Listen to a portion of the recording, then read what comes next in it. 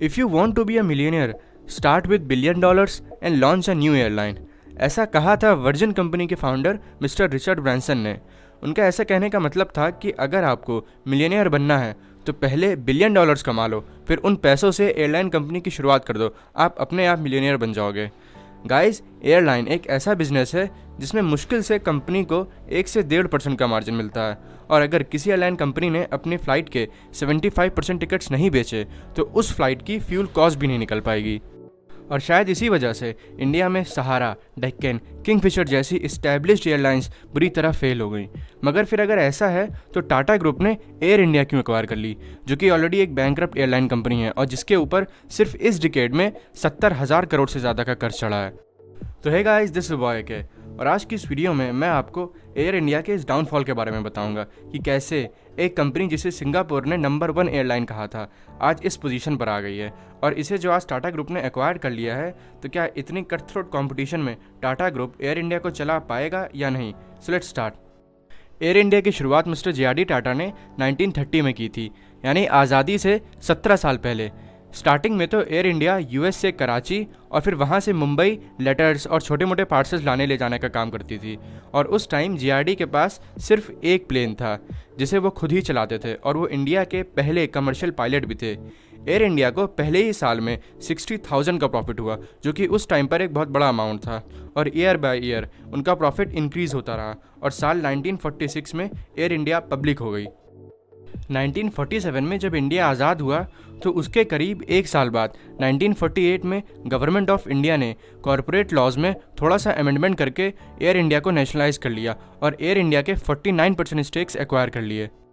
जिसके बाद mister JRD. Tata को काफ़ी दुख हुआ और उन्होंने ओपनली मीडिया में आकर बोला कि नेहरू, जो कि उनके इतने अच्छे दोस्त थे और उस टाइम के इंडिया के प्राइम मिनिस्टर भी थे, उन्हें ये उम्मीद नहीं थी कि वो उनके साथ ऐसा करेंगे। मगर फिर भी कंपनी के चेयरमैन अभी भी जे.आर.डी. टाटा ही थे, और इसके बाद भी उन्होंने कंपनी को बहुत एफिशिएंटली चलाया, ये जानते हुए भी कि उनकी मेहनत का आधा प्रॉफिट गवर्नमेंट ऑफ इंडिया के पास जाएगा। एयर इंडिया उस टाइम की मोस्ट ट्रस्टवर्दी एयरलाइन थी।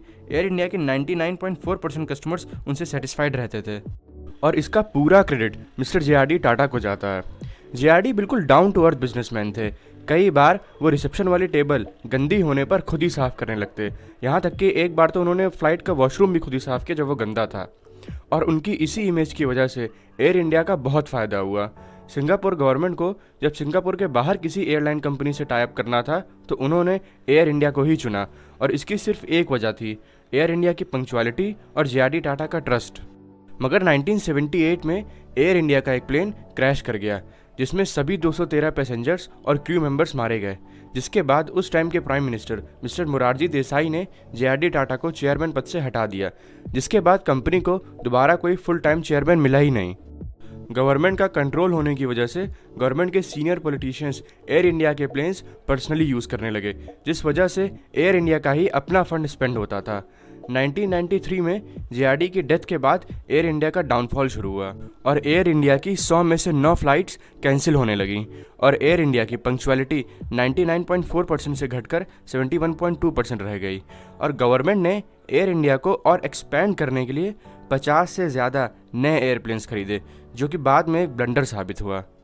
एक तो इस डील में एयर इंडिया का काफ़ी फंड खर्चा हो गया था, और ऊपर से एयर इंडिया पर वैसे भी अपने फ्लीट को मेंटेन करने का बर्डन था, और गवर्नमेंट ने उन पर 50 और एरोप्लेन्स का बर्डन बढ़ा दिया। तो यहाँ पर हमें क्लियरली समझ में आता है कि गवर्नमेंट एयर इंडिया के मैनेजमेंट से बिना डिस्कस किए डिसीजंस लिए जा रही थी, और इन्हीं गलत पॉलिसीज़ की वजह से एयर इंडिया लगातार लॉस में जाने लगी और गवर्नमेंट के लिए एक एनपीए साबित हुई।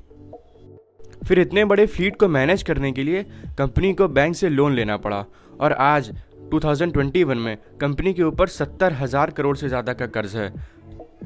और फाइनली 2001 में जाकर एनडीए गवर्नमेंट ने एयर इंडिया को बेचने का डिसीजन लिया, मगर यूपीए, जो कि उस वक्त अपोजिशन में थी, उन्होंने इस डिसीजन को क्रिटिसाइज़ किया। ऐसे ही 2007 में जब यूपीए पावर में थी तब एनडीए ने अपोज किया। ऐसा करते करते फाइनली 2021 में एनडीए गवर्नमेंट ने इसकी बिड्स लगाई, और टाटा ग्रुप ने एयर इंडिया को 18,000 करोड़ में खरीद लिया। अब आपके मन में ये सवाल भी आ रहा होगा कि टाटा ग्रुप ने ही एयर इंडिया को क्यों खरीदा, अंबानी या अडानी ने क्यों नहीं। अब कई लोग यहाँ पर ये आर्ग्यूमेंट देते हैं कि टाटा ग्रुप का इमोशनल अटैचमेंट था एयर इंडिया से, तभी उन्होंने एयर इंडिया खरीदी। अब हाँ, ये वन ऑफ द रीज़न हो सकता है, मगर यही एक रीज़न था ऐसा नहीं है। Actually Tata already airline business में एंटर कर चुकी है। टाटा के पास एयर एशिया के 84% और विस्तारा एयरलाइंस के 51% स्टेक्स हैं।